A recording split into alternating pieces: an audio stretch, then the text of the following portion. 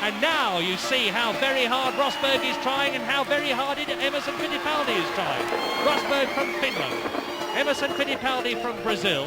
He is going to have led for 26 laps in winning his first Formula One race, as surely he must.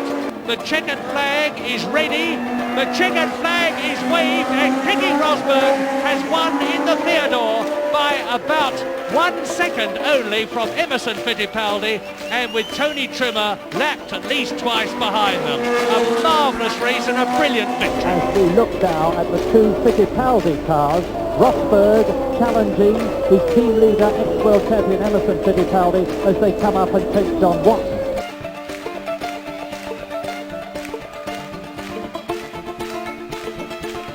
Rosberg in the yellow Fittipaldi, Daly in the blue and red Tyrrell. They are battling for 13th place, and Rosberg goes through and takes Daly. Now Pironi is going to go through and take Daly. No, he's not. And that is the battle for 11th position, with Derek Daly leading Keke Rosberg. Daly in the Tyrrell, Rosberg in the new Fittipaldi, which is going extremely well indeed. And behind them, Alain Prost as they go round the right-hander of Bodge curve. Daly driving a steady, cool race as they go down to Texaco, running a little wide with Rosberg, and he's off! That's Derek Daly off, spinning backwards, and that's a barbed wire fence behind them. But Rosberg, of course, will have a lot of problem getting past the super powerful Ferrari, and Villeneuve has become a master of using that power advantage. He's been driving some pretty nasty chassis from Ferrari. Ferrari have never been great chassis makers. You see Rosberg climbing all over him. Villeneuve slow onto the power. Can he outdrag him? It looks Rosberg's alongside. He's inside for the corner, and he's through. Little mistake by Villeneuve to get it on. I was just saying what a master he was of using that power to keep in front, and the wretched man makes an idiot out of me like that. But 5 pieces of driving by Rosberg, looking for just that sort of mistake. Look at the power of that Ferrari as he accelerates back, and he's having, yes, oh dear, and that's amazing.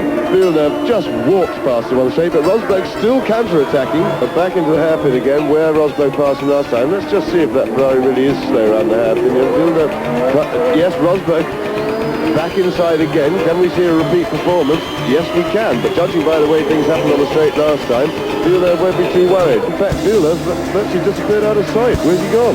Well, there he is, yes, closing up again, but Rosberg looks to have enough space this time, and he's got the inside of the corner protecting it. Oops, and Villeneuve got onto the marbles. He spun it, but he stopped. He's still in the race. He's lost very little time. Rosberg is really driving magnificently. He's going to...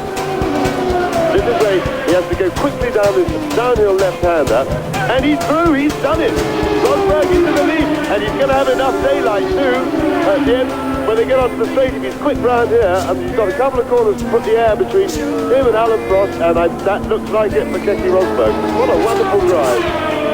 Yes, but is Alain Prost going to let him get away with it? It's a Frenchman in a French car in front of a French crowd in the Swiss Grand Prix.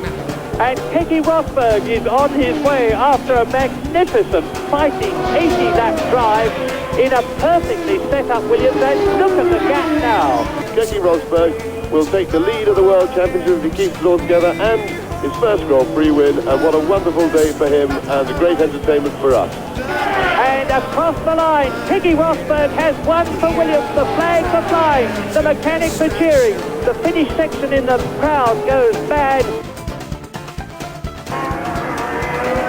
And there goes Mario Andretti, and through goes Keke Rosberg, and Keke Rosberg gets his return on lap 28 for harrying Mario Andretti. Out goes the Ferrari, and that means to say, of course, that now Keke Rosberg is in a commanding position.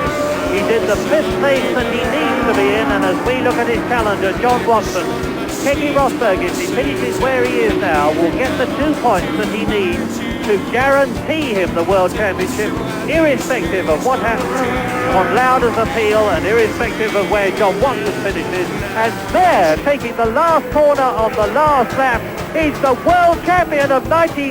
To look at that picture, don't forget that whilst you're looking at a very deserving 1982 World Champion, the new World Champion, Keke Rosberg, finishes 5th in the Caesars Palace Grand Prix.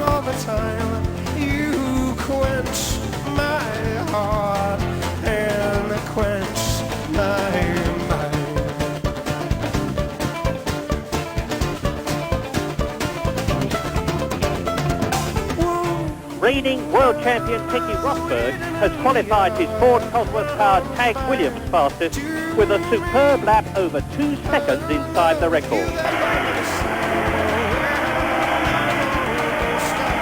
A superb start for Keke Rosberg. It's Rosberg leading. They're putting fuel in and they will be changing all 4 tyres. One left-hand front is ready, and we got a fire, but they put it out, I think. And what bad luck and what a pity. Now, Keke Rosberg, of whom we had lost sight for quite a long time, is really on his way. He's probably the fastest driver on the circuit because he has really got the incentive now to go. And Rosberg is perfectly placed to get a little bit of a toe-off ladder and sweep past him as they come down. McLaren's very fast in the straight, but Rosberg's got the inside line for the corner, and there goes Keke Rosberg into second place. Now we wait for the second place man after an equally storming, superb drive. Keke Rosberg. The red light is on, it's green and it's go. And Rosberg comes through from the second row and he hits Arnoux. He goes up into the lead with Patrick Torbay. Yes, and here we see the start again. You see Rosberg gets the drop on all the turbocharged cars, not having a throttle there, gets a bit of wheel spin, a bit out of shape, diving for the gap, and he gave quite a thump to René Arnoux' Ferrari there, but he made it through and neither car appears to be damaged. Just in the lead, Rosberg climbing all over the back of him, looking for a way through. Oh, and Rosberg loses it.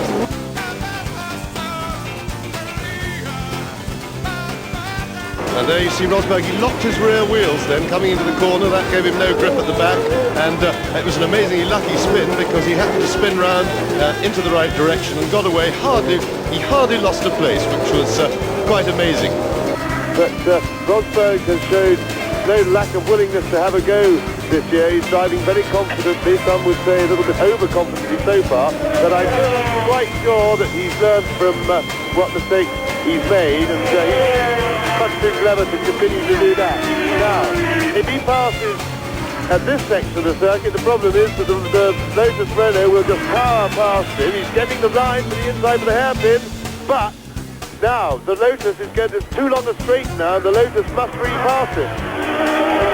But will he be able to? Because I suspect that the Lotus tires may already be beginning to go off, and through and right wide goes Elio De Angelis, and sure enough, as James forecast, Elio De Angelis in the 620 horsepower Renault Power, John Power Special powers past Rosberg.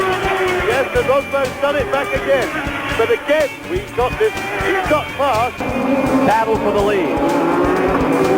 Perhaps somebody just tagged the wall there. Did you see that right? I think it was Nigel. Just tagged the wall with his right rear wheel. As he did that, it put Rosberg back up another spot, and he takes over for the first time today. Rosberg's got white cement on the sidewall of his right rear tire as well. Now, whoa, Nigel, silly move.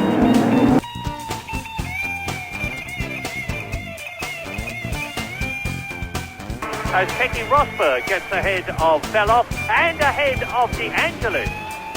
A sweeping left-right by Rosberg. Rosberg is going to get past him if he can go, but the Brabham is so quick on the straight line.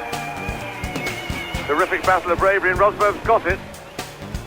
And he moves up into the fourth position in the Williams Honda. Another magnificent drive, in its way even better than that of the race winner.